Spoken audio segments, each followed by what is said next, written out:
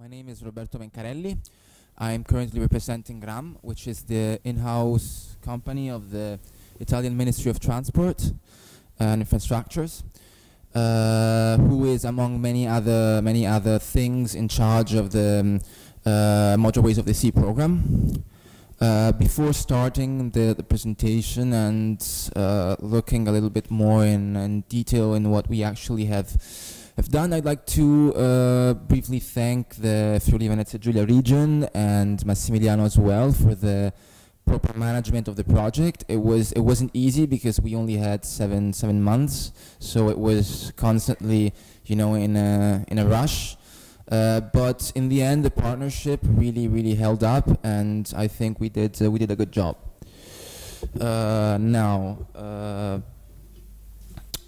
Okay, so let's start a little bit with the general, objective of the action.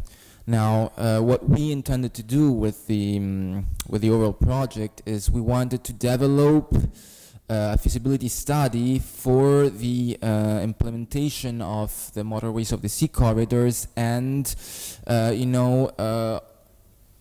describe all the necessary interventions needed in order to overcome the bottlenecks and missing links which were analyzed in the previous projects. Especially, concerning the connections to the hinterland, passenger transport, and freight transport as well. The basic idea of the project was, in fact, to to do something new. I mean, up until now, especially in the IPA area and beyond, there wasn't really a project that focused on both freight and passenger transport. They were seen as completely different. When we know that in many cases, especially in the Adriatic and Ionian Sea, they go hand in hand with ROPWACs, for example, ships which transport both. But let's go a little bit more into detail.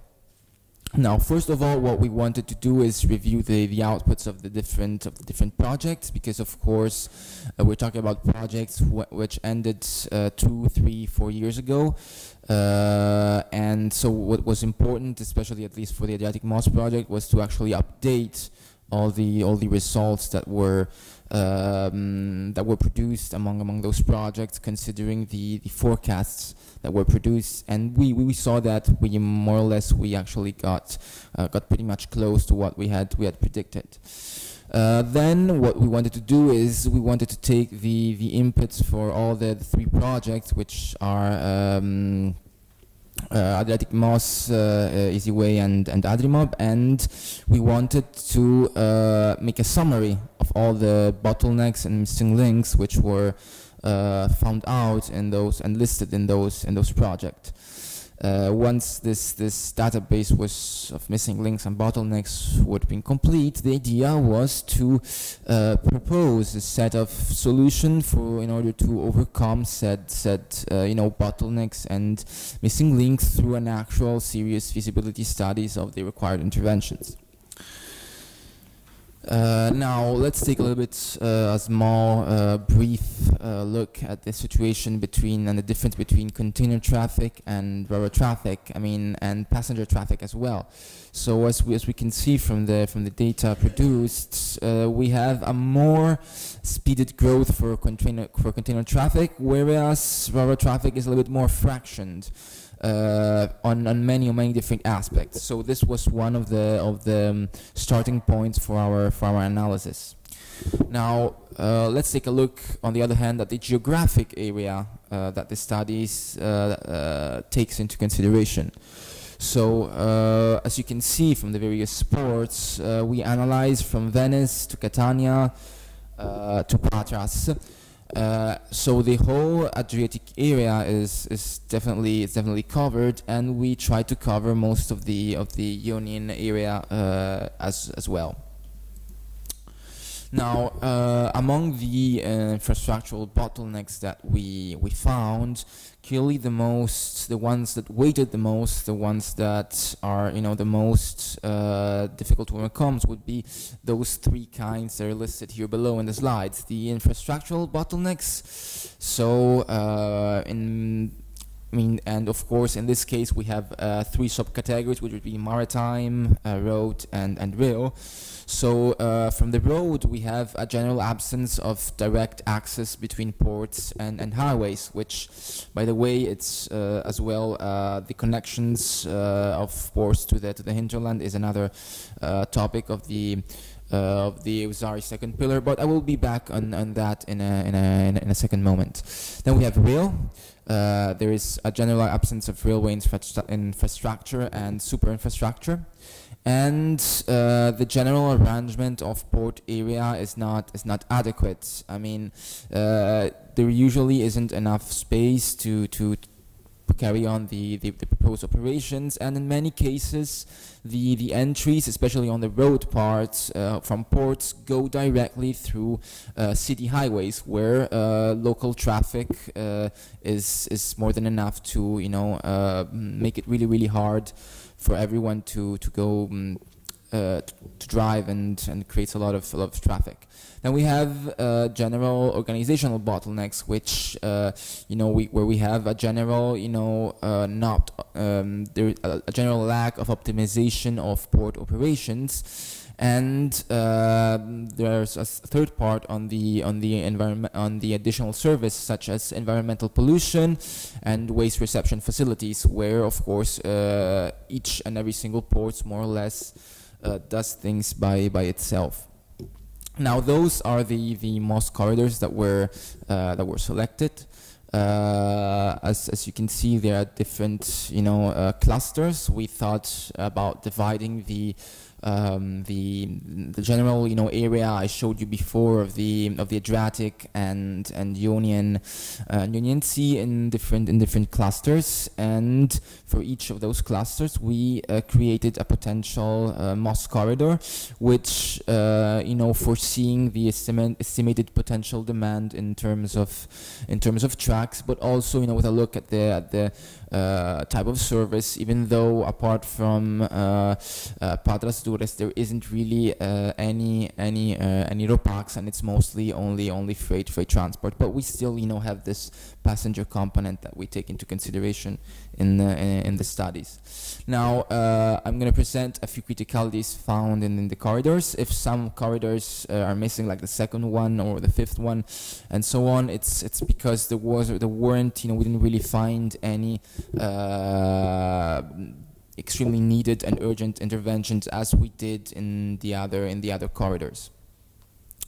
Now, for the first corridor, we have in the port of Rijeka a need for the modernization of the railway infrastructure, especially for the connection to Zagreb. We also need, the construction of we saw the need for the construction of a new terminal in the Zagreb-Bakak way. I hope I said that well. And for the port of Ancona, what really lacks is a direct connection to the highway. As you can see, especially going out of Ancona, the traffic on the ports when it's of the trucks coming out from the ports go directly in the city streets, in the streets and the roads that people take every day to go to work, and that really creates a lot of congestion. And this is a typical situation that we have seen in more than a single port. Then we took a look at the port of Koper. There is a need for the modernization of the rail infrastructure, and a general need for the reconstruction of the roads, of the port roads. And there is also a general need in order to modernize the roll-on, roll-off terminal. For the fourth MOS we selected in the port of Catania, as you can see, we have the same problem as the port of Ancona, direct road connection to highway, because the port of Catania has the very same problem, the very same issue. The trucks go in the roads which are used by city traffic, by local traffic, and that creates a lot of congestion, which is among the other things one of the things we want to eliminate. Then we took a look at the port of Brindisi within the fifth MOS corridor. Here, there are a general set of infrastructural interventions in order to improve the port connections with the hinterland. So we go back to the topic of the second pillar of OSIRE. Then for the sixth Moss corridor, we have the port of Patras. Here we have, again, the same exact, we see, I hope you can see a trend here, in especially the direct road connection to the highway and the modernization of railway infrastructure. It's always, intermodal connection to the hinterland. It's always there. That is the key. Then if we look at the 8th Moss corridor, we can see the port, for the port of Split, the dislocation of a rubber passenger terminal for international voyages would surely, make operations a lot more smooth and create, more efficiency. And always, an outer rubber passenger terminal, always for the port of Split. So we always, in trying to make things quicker and faster without, having everything going through the same channels. Now, the proposed solutions for said, bottlenecks and for the organizational, bottlenecks are mainly centered on the introduction of quality management systems, the adoptions of information technology tools for electronic data interchange, the global single window. But I mean, it's a process that it's going through, and we can speak for the next 20 hours about it, and it's not, and I think it's slightly outside of the scope. The implementation of the VTMIS system, the introduction of different environmental management system, or simply the international standards for 14001, and the introduction of an automatic tracking system. And as was said before, and this is a necessity, especially considering how much the European Union cares about environmental sustainability. You see, ports have to be environmentally sustainable, and this requires a correct and a proper waste reception facility for each given port. Sorry. Now, this is a general, scheme concerning the indicative actions of the feasibility studies and the different OSIRE topics and the OSIRE actions. But I will only talk about this briefly because I would like to remind you that in the second session, starting 13:30, we will have a workshop on the Carica and the Captain project, on both projects, a brief presentation of both, and we will look into how exactly each of those projects, we will discuss this as well, actually managed to contribute to the different topics and priority actions of the OSIRE strategy. Now, of course, the study on the possible intervention in order to overcome organizational bottlenecks and missing links for both freight and passenger transport and its connection to the hinterland clearly belong to the maritime transport topic. Then we have the general study on the implementation of waterways of the sea corridor and the study on the possible interventions in order to overcome infrastructural bottlenecks and missing links for freight, passenger transport from the hinterland. And we have the OSIRE topic, intermodal connection to the hinterland, which, as I said before, is absolutely key in this kind of interventions, in this kind of feasibility studies. But I will not, talk more in detail about the OSIRE actions, because we will talk about this in, as I said, in the evening session. Now, I would like to present a few conclusions on this experience. First of all, it was extremely interesting to take the 3 different projects, which took into consideration different aspects of the same geographic area, because the geographic location, is more or less the same, and see how the these different studies would in a certain way fit with each other, and they would be an important part